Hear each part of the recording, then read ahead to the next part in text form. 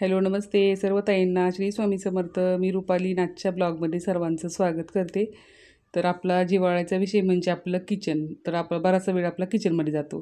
तर सगळ्या ताईंना असं वाटतं की आपलं किचन एकदम क्लीन राहावं आणि एकदम जास्त बजेट न जाता, म्हणजे आपण मध्यमवर्गीय आहे ना, तर आपल्याला कसं वाटतं कमी बजेटमध्ये राहावं.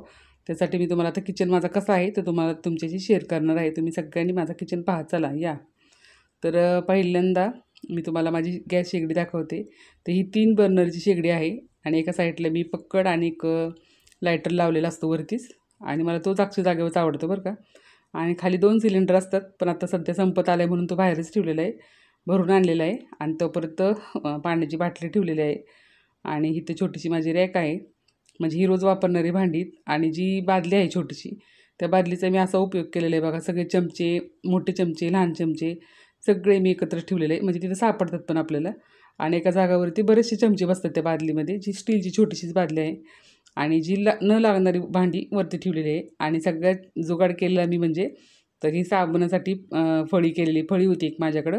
तर मी छान असं दोरीने पॅक करून वरती खिळा एक बांधलेला आहे आणि सगळे साबण माझे वरती बसतात.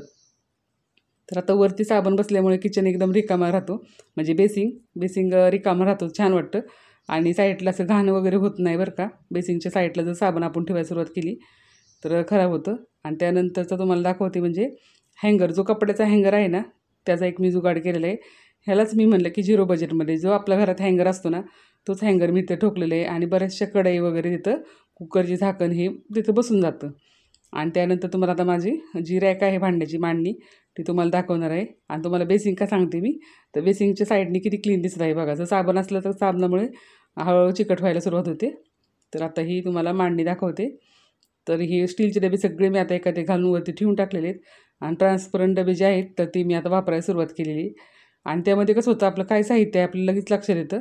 आणि ज्या चाळण्या आहेत त्या आपल्याला कधी लागतात त्या आधीमध्ये त्या चाळणीवरतीच ठेवलेले आहेत. आता ह्या लागणाऱ्या वस्तू आहेत त्यामध्ये हातापाशी ठेवायच्या आपल्या.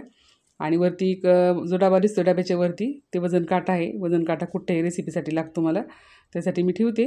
आणि त्यानंतर तुम्हाला आता सगळ्या वस्तू एक एक दाखवणार आहे. आणि खूप छान अशा मी ऑर्गनाईज करते छोट्याशा किचनमध्ये.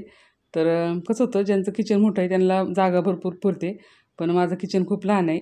त्यामुळे मी छोट्याशा जागेत बऱ्याचशा वस्तू ऑर्गनाईज करून ठेवते. तर हा वरचा मसाल्याचा डबा आहे, त्यामध्ये माझा वर्षभराचा मसाला असतो.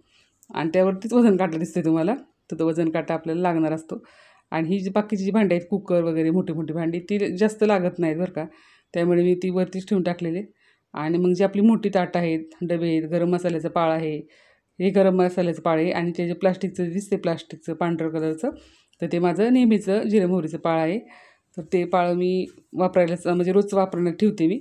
आणि खाली हे पिठाचे डबे आहेत, किटली ठेवलेली आहे साईडला. आणि अशी टापटिपीत ठेवलं आपण कमी जागेत तर भांडी छान पण बसतात आणि असं जास्त पसारा वगैरे होत नाही. आता खालचे जी टीप आहे, म्हणजे तुम्ही पिंप पण म्हणू शकता, त्यामध्ये पण न लागणारी भांडी भरून ठेवलेली आहेत. आणि जे ड्रम आहेत त्यात माझं गहू वगैरे असतं. आणि वरती पिण्याचं मी भांडं केलेलं आहे. तर ह्यात न बसणारी म्हणजे न लागणारी भांडी मी त्यात ठेवलेली आहेत. आणि साईडला जो कलरचा डबा होता, त्या डब्यामध्ये सुद्धा मी गहू किंवा ज्वारी असं ठेवून टाकत असते. आणि लास्टला जो आहे तो माझा फ्रीजचं तुम्हाला दाखवणार आहे आता मी. तर फ्रीजवर मी कप ठेवत असते. आणि कपच्या खाली म्हणजे एक बशी ठेवलेली स्टँडचं, जे आपण पाण्याचा स्टँड आहे ना, तो वरती ठेवलेलं आहे. कसं होतं, पाणी वगैरे पडलं तर त्या बशीत पडतं, डायरेक्ट फ्रीजवर पडत नाही, म्हणून तसं ठेवलेलं आहे. आणि त्याचा कवर मी आता धुवायला घेतलेला आहे, त्यामुळे तुम्हाला कवर दिसत नसेल. तर आता न्यूजपेपर आहे वरती. तर माझा किचन तुम्हाला कसा वाटला कमेंटमध्ये नक्की सांगा. आणि तुम्हीही असं ज्या ताई जॉबला वगैरे जातात त्यांनी अशी भांडी, जे न लागणारी भांडी अशी जर तुम्ही ठेवली तर तुम्हाला जास्त त्रास होणार नाही भांड्याचा. आणि आपल्यालाही आता माझं काम शिलाई काम आहे, त्यामुळे मलाही वेळ मिळत नाही. तर आत्ता धकाधकीचं जीवन आहे आणि त्यामुळे आता इतकं पहिल्यासारखा कोणालाही वेळ मिळत नाही. तर तुम्ही पण अशीच माझ्यासारखी टिप्स नक्की वापरा. आणि किचन कसा ठेवला मी तो कमेंट करून सांगायला विसरू नका. भेटूया अशा छानशा किचन टिप्समध्ये. सर्व ताईंना श्री स्वामी समर्थ.